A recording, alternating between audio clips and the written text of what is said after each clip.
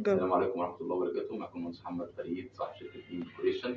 صور النهارده فيديو جديد من محبوب. معانا دكتور محمد ودكتورة أميرة، أصحاب وحدة في مجاورة دي. خلصنا أعمال التأسيس والنهارده بنختار السيراميك وأعمال الصحي.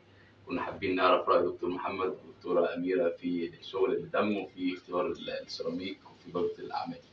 الحقيقة الشغل ممتاز، وهم ناس يعني فيهم الأمانة وفيهم الصدق وفيهم الالتزام، ودي أهم النقط اللي أي واحد بيحب إن هو يتعامل بيها مع أي حد، إنه يكون أمين وصادق وملتزم بالعمل اللي بيقوم به.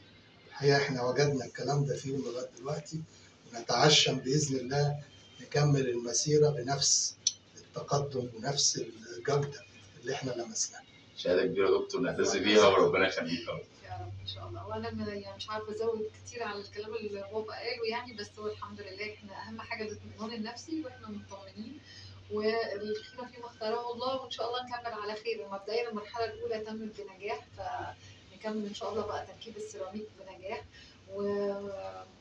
وناخد خصومات حلوه في محجوب ان شاء الله باذن الله. ان شاء الله بالتوفيق. ربنا يخليك يا دكتور. شكرا جدا.